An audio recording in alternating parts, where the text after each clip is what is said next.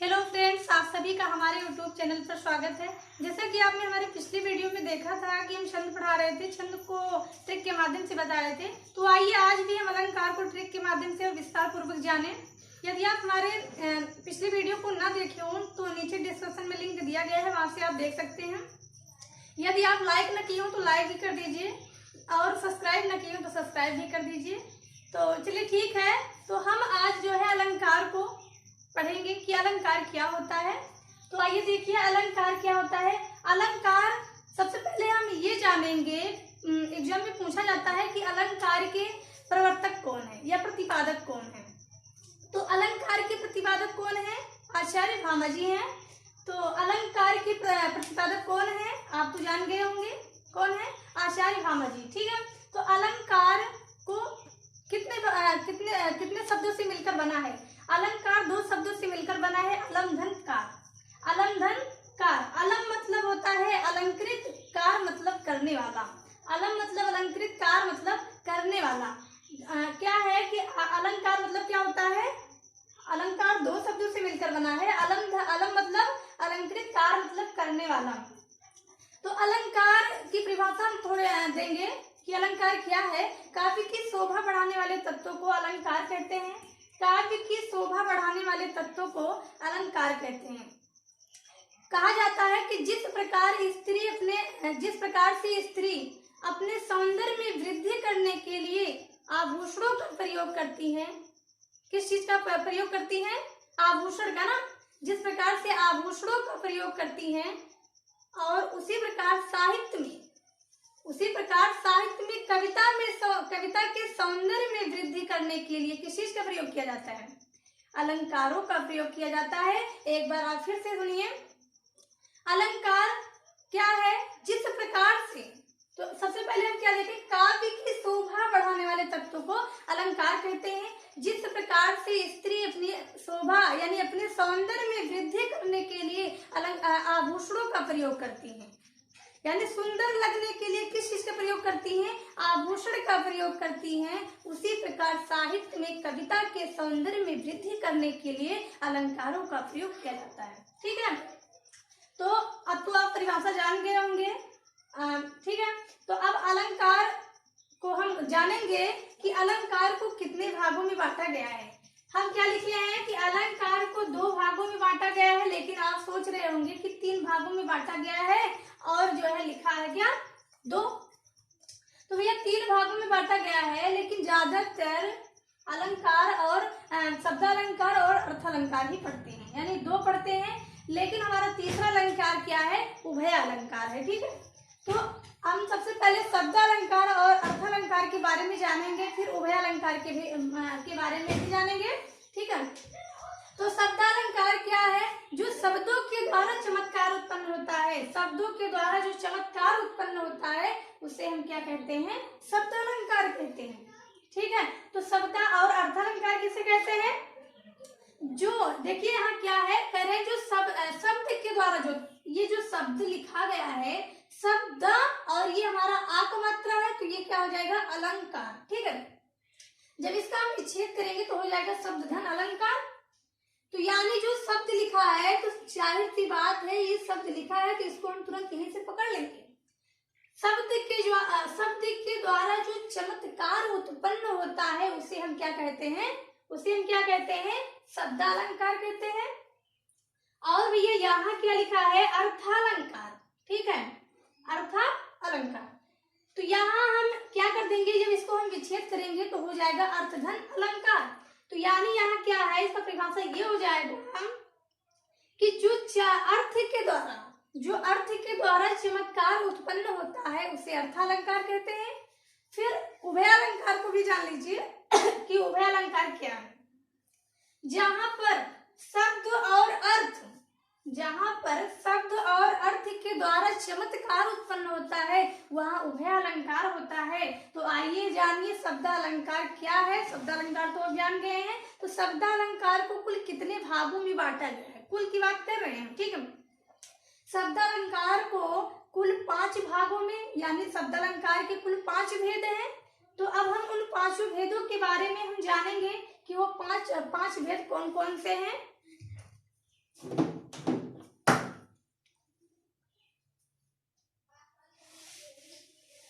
इसको आप लिख लिए हो तो इसको हम मिटा दें।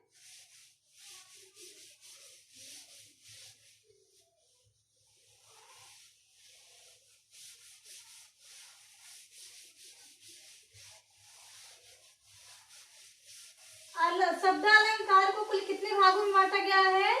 5। लेकिन आप लोग जो है पढ़ते हुए चले आए हैं कितना? 3। क्यों? 3 कौन कौन से हैं? तो भैया सबसे पहले आप लोग जान लीजिए कि 3 कौन है, 5 कौन है। तो 3 कौन है? अनुप्रास अलंकार, यमक अलंकार और श्लेष अलंकार, और हमारा चौथा अलंकार वक्रोक्त अलंकार, और 5वां अलंकार क्या है? पुनरोक्त अलंकार। तो आइए हम शब्द अलंकार के बारे में जाने, शब्द अलंकार के बारे में, यानी कि कौन कौन से भेद हैं। तो सबसे पहला हमारा कौन सा भेद है? अनुप्रास अलंकार।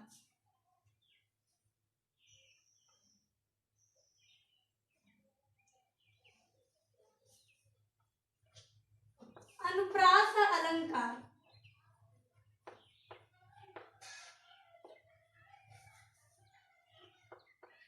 अनुप्रास अलंकार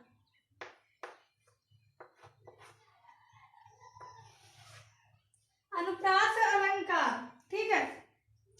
तो सबसे पहले हम ये जानेंगे कि अनुप्रास अलंकार है क्या। अनुप्रास अलंकार किसे कहते हैं? जहां पर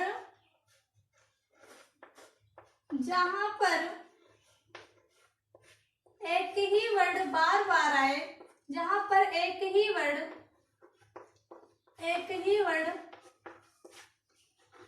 बार बार आए, वहां क्या होता है? वहां अनुप्रास अलंकार होता है। जहां पर एक ही वर्ड बार बार आए वहां अनुप्रास अलंकार होता है, वहां अनुप्रास अलंकार होता है। तो भैया शब्दालंकार यानी कि अनुप्रास अलंकार के कुल कितने भेद हैं? अनुप्रास अलंकार के कुल कितने भेद हैं? 5 भेद हैं। कौन कौन से हैं? तो हम उसको सीरियल वाइज से जानते चलेंगे। शब्दालंकार के कुल कितने भेद हैं? सॉरी, अनुप्रास अलंकार के कुल कितने भेद हैं? 5।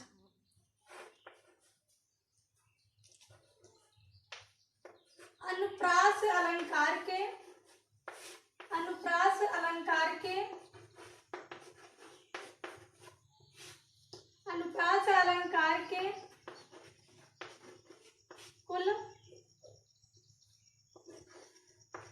कुल 5 भेद हैं।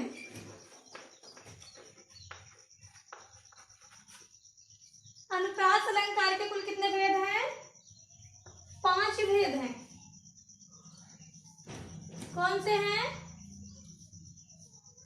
6 का, सबसे पहला हमारा क्या है? 6 का अनुप्रास, 6 का अनुप्रास, 6 का अनुप्रास अलंकार, ठीक है। तो 6 का अनुप्रास अलंकार क्या है? 6 का अनुप्रास, जो ये छेक लिखा है, छेक मतलब होता है चतुर। छेक मतलब क्या होता है? छेक का अर्थ होता है चतुर। छेक का मतलब क्या होता है? चतुर। तो 6 का अनुप्रास क्या है? जहां एक या अनेक वर्णों की आवृत्ति क्या है? जहां एक या अनेक वर्णों की आवृत्ति, जहां एक या अनेक वर्णों की आवृत्ति, अनेक वर्णों की आवृत्ति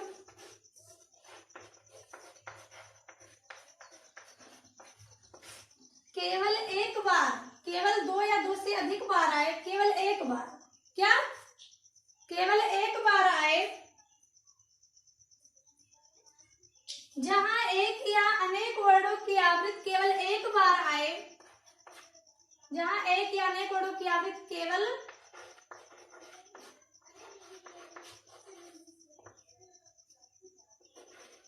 एक बार आए, छे का अनुप्रास अलंकार होता है, वहां छे का अनुप्रास अलंकार होता है, वहां छे का अनुप्रास अलंकार होता है।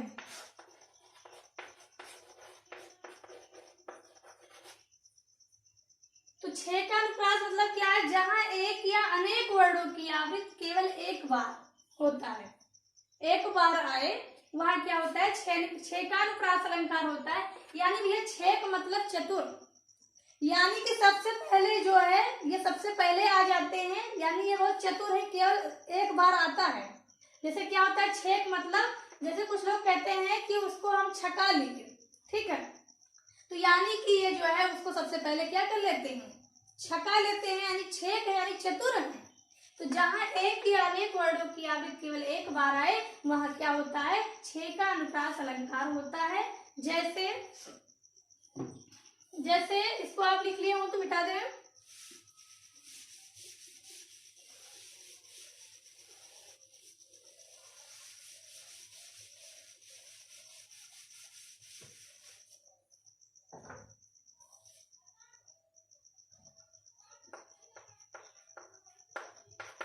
जैसे देखिए, कहत कत प्रदेशी की बात, कहत कत परदेसी की बात,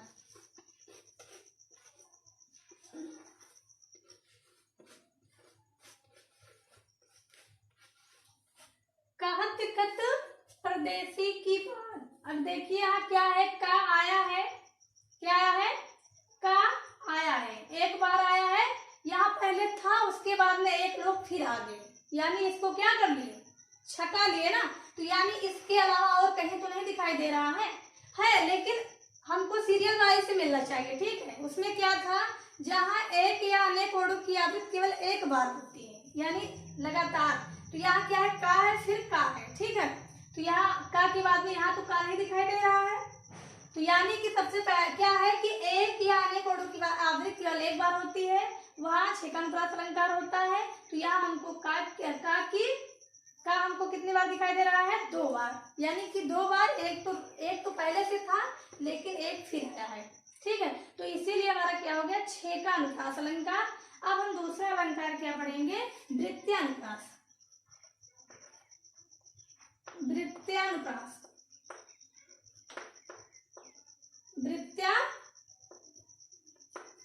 वृत्त्यानुप्रास अलंकार। तो वृत्त्यानुप्रास अलंकार क्या होता है? जहां एक या अनेक वर्णों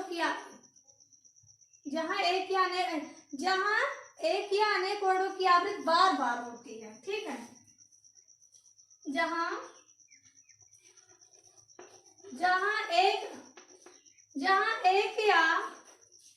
एक ही वर्ड, छोटे में जहां एक ही वर्ड बार बार आए,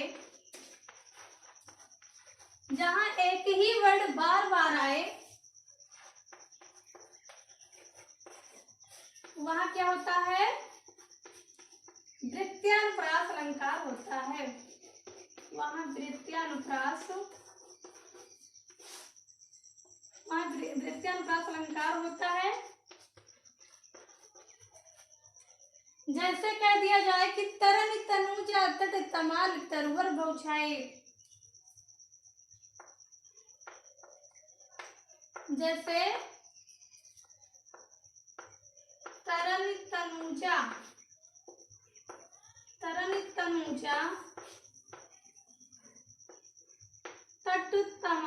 तट तमाल तरवर बौछाए।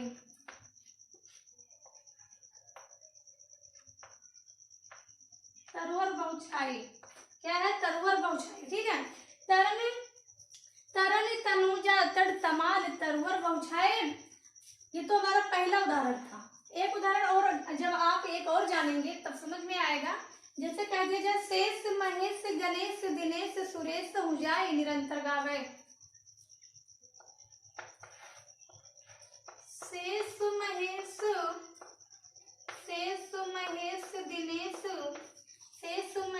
गणेश दिनेश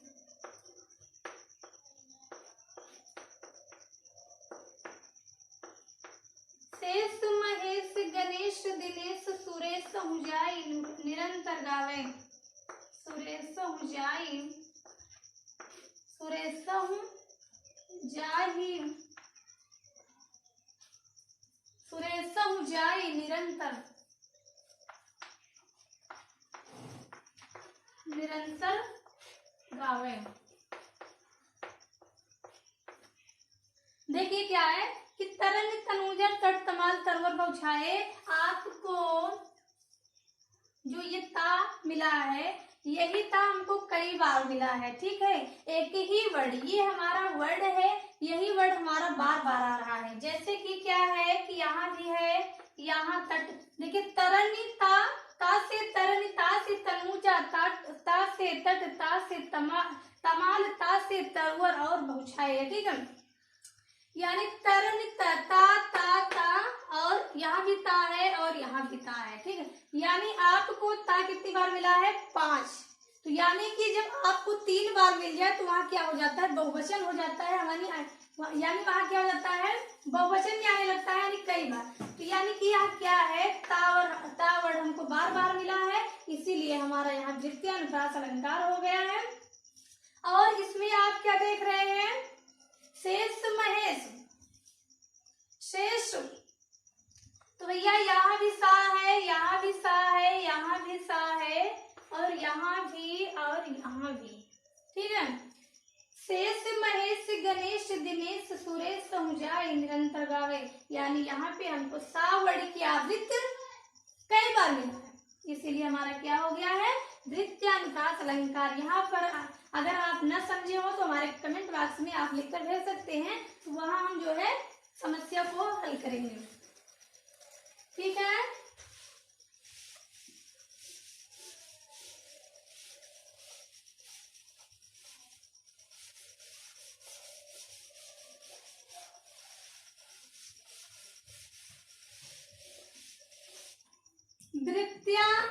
द्वितीयानुप्रास के बाद में हमारा क्या रहेगा? श्रुत्यानुप्रास।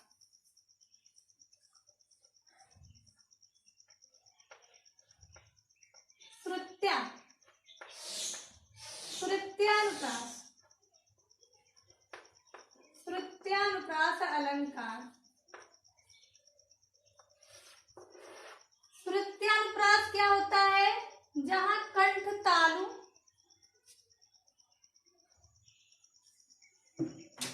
जहां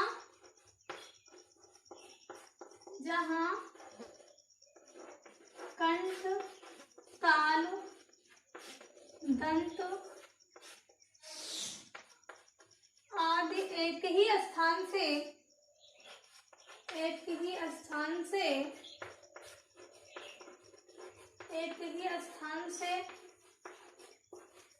उच्चरित होने वाले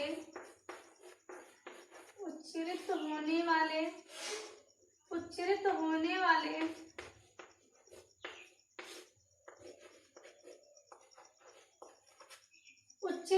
वाले एक ही स्थान से उच्चरित होने वाले वर्णों की आवृत्ति होती है, वर्णों की आवृत्ति होती है, आवृत्ति होती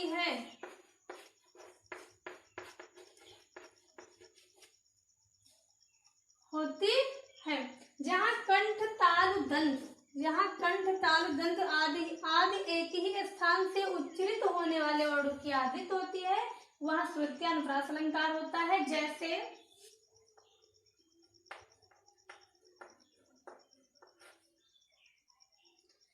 कह दिया जाए कि तुलसीदास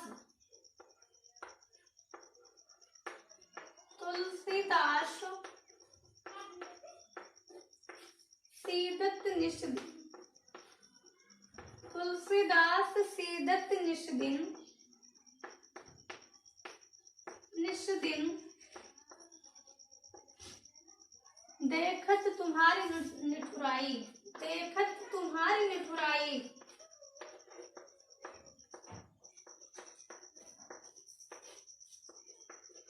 देखत तुम्हारी निठुराई।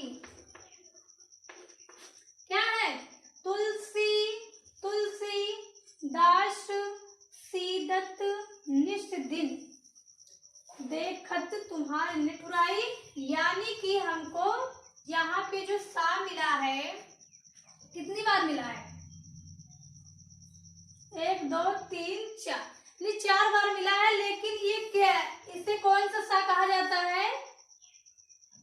आप बता रहे हैं तालव्य सा, नहीं दंत सा है। क्या है? दंत सा है। तालव्य सा जो आप बड़ा सा कहते हैं उसे कहते हैं तालव्य सा, और षष्ठी सा को क्या कहते हैं? मूर्धन्य सा कहते हैं। और हमारा यह दंत सा है, यानी कि दंत सा कई बार आया है, इसीलिए हमारा क्या हो गया है? श्रुत्यानुप्रास। सुनने में, श्रुत्या मतलब सुनने में, जो सुनने में एक जैसा हो, यानी कि सा की आवृत्ति कई बार हुआ है, इसीलिए हमारा यहाँ श्रुत्यानुप्रास अलंकार हो गया है। यानी यहाँ कहा गया है ना कि दंत यानी कंठ, तालु, दंत आदि एक ही स्थान से उच्चरित होने वाले वर्णों की आवृत्ति होती है, तो उसे क्या कहते हैं? श्रुत्यानुप्रास। यानी हमारा यहाँ सा वर्णों की आवृत्ति कई बार हुआ है, इसीलिए हमारा श्रुत्यानुप्रास अलंकार हो गया है। यदि आप नोट कर लियो तो इसको मिटा दें।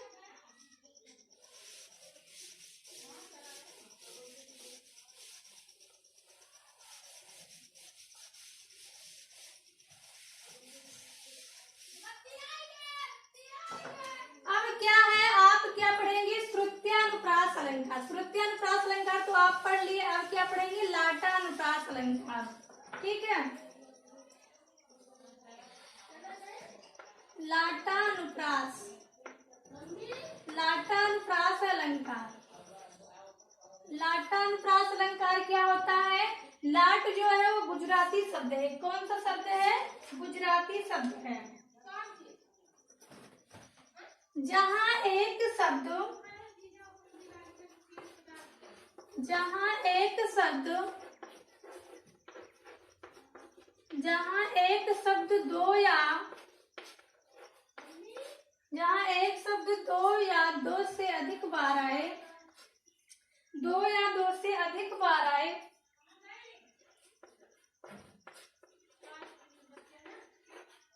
दो या दो से अधिक बार आए, किंतु अन्वय करने पर, किंतु अन्वय करने पर, किंतु अन्वय करने पर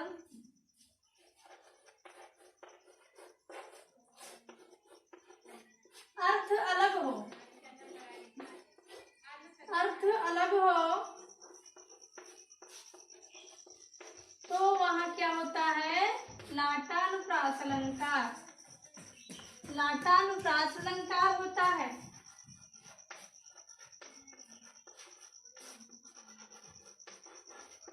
तो वहां लाटानुप्रास अलंकार होता है।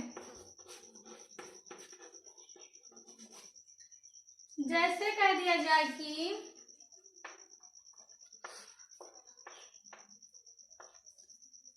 जैसे क्या कह दिया जाए? पूत सपूत तो क्यों धन संचय, और पूत कपूत तो क्यों धन संचय। पूत सपूत, पूत सपूत। देखिए यहाँ क्या है कि लाटानुप्रास में जहाँ एक शब्द, अभी तक वर्णों की बात हो रही थी, लेकिन यहाँ क्या है? शब्दों की बात हो रही है। जहाँ एक शब्द दो या दो से अधिक बार आए, किंतु अन्वय करने पर। अच्छा, अन्वय मतलब क्या होता है? आप जान रहे हैं ना? अन्वय मतलब पहले नहीं जान रहे हैं, तो अन्वय मतलब होता है संधि विच्छेद, यानी जो हम तोड़ते हैं शब्दों को, जो हम तोड़ देते हैं उसे हिंदी में संधि विच्छेद कहते हैं, संस्कृत में क्या कहते हैं? अन्वय। तो क्या करें? किंतु अन्वय करने पर अर्थ अलग हो जाए तो वहां लाटानुप्रास अलंकार होता है। जैसे पूत सपूत तो क्यों धन संचय, पूत सपूत तो क्यों धन संचय,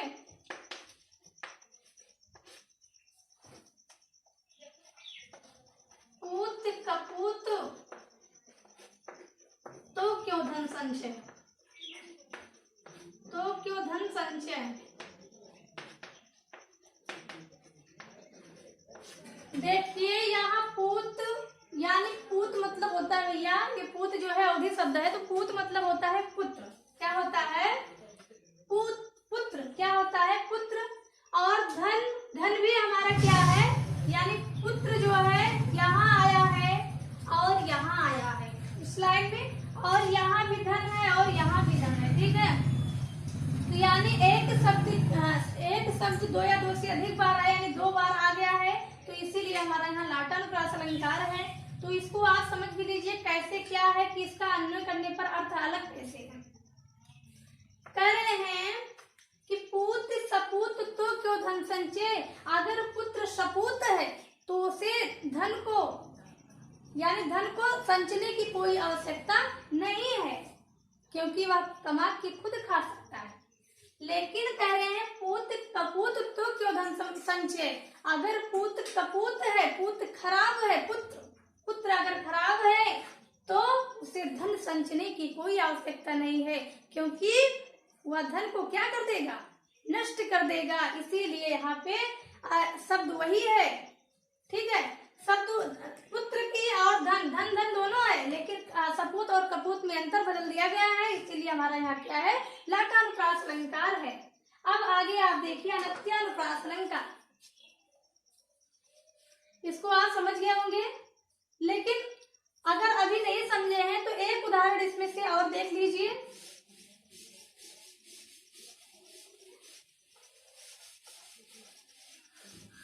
एक उदाहरण और देख लीजिए।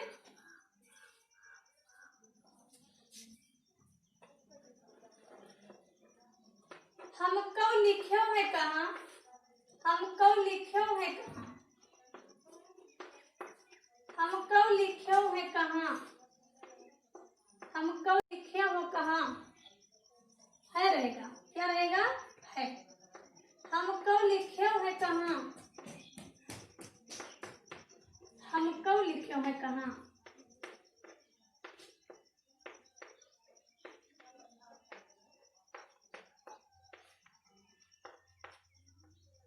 हमको लिख्यो है कहाँ, ठीक है। यहाँ कहाँ है,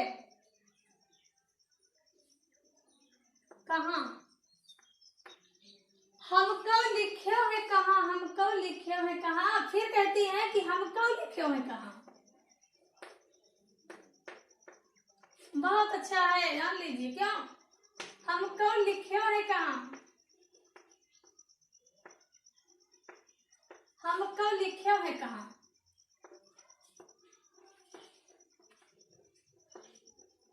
हमको लिख्यो है कहाँ, कहन सबे लगी,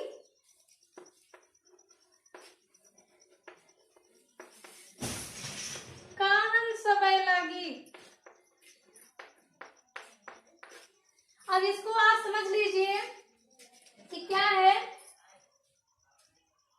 हमको लिख्यो है कहाँ, हमको लिख्यो है कहाँ। जगन्नाथ दास रत्नाकर जी जब लिखते हैं इसको, तो भगवान श्री कृष्ण जी द्वारा भेजे गए पत्र को लेकर के उद्धव जी जब गोपियों के पास आते हैं, तो गोपियां उनको देख करके बहुत खुश होती हैं और दौड़ करके उनके पास आ जाती हैं। सारी गोपियां उनके पास दौड़ करके इकट्ठा हो जाती हैं, तो क्या कहती हैं कि हमको लिख्यो है कहाँ, हमको लिख्यो है कहाँ, हमको लिख्यो है कहाँ, कहन सबे लगी, ठीक है।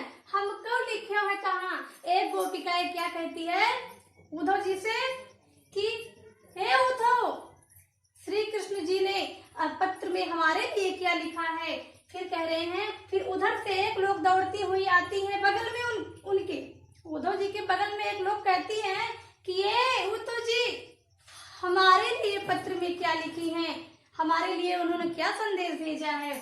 फिर कह रही है उधर से फिर भैया दौड़ती हुए चली आ रही है एक लोग करके, कह रहे हमको लिख्यो है कहाँ। वहां फिर एक लोग दौड़ करके आती है उद्धव जी के पास, कहती है हे उद्धव, श्री कृष्ण हमारे लिए क्या पत्र में लिखे हैं, पत्र में हमारे लिए क्या संदेश भेजे हैं। और फिर सारे लोग जितनी गोपिकाएं रहती हैं सब लोग जो है क्या कहने लगती हैं, यानी कि उनसे कहने लगती हैं कहन सबे लगी कि हमारे लिए क्या लिखे हैं। और फिर उधर से आती हैं कहती हमारे लिए क्या लिखी हैं।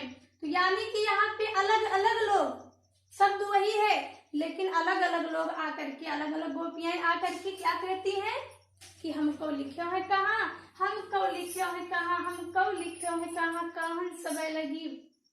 तो आप तो समझ गए होंगे कि हमको लिख्यो है कहाँ, यानी कि ये शब्द एक ही है,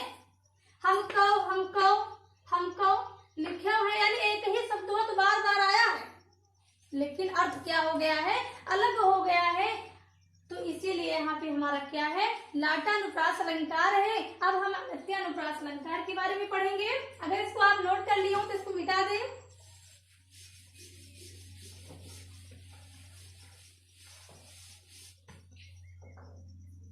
अब लिखिए अनत्यानुप्रास अलंकार।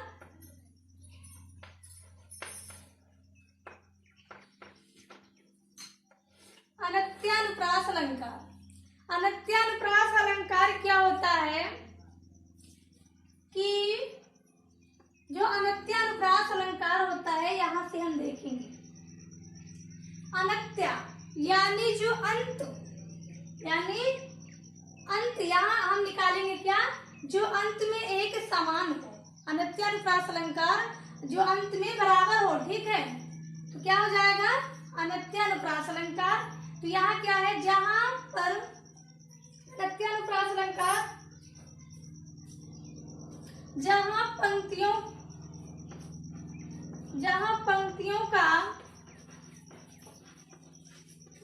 पंक्तियों का अंतिम वर्ण समान हो, अंतिम वर्ण समान हो, अंतिम वर्ण समान हो,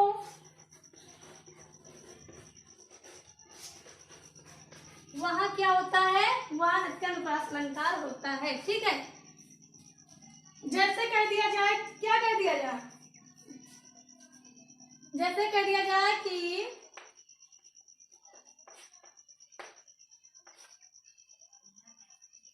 जैसे कहत नटत रीझत खीजत, कहत नटत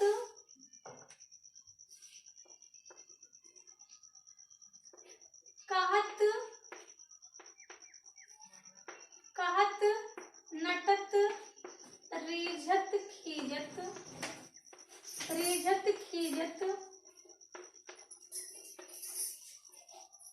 खिलत मिलत लजियात, मिलत खिलत लजियात, ठीक है, मिलत खिलत लजियात,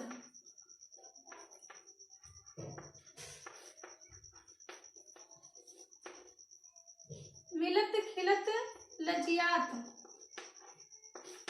और भरे भवन में करत हैं, भरे भवन में करत हैं नैनन ही सो बात, ही सो बात।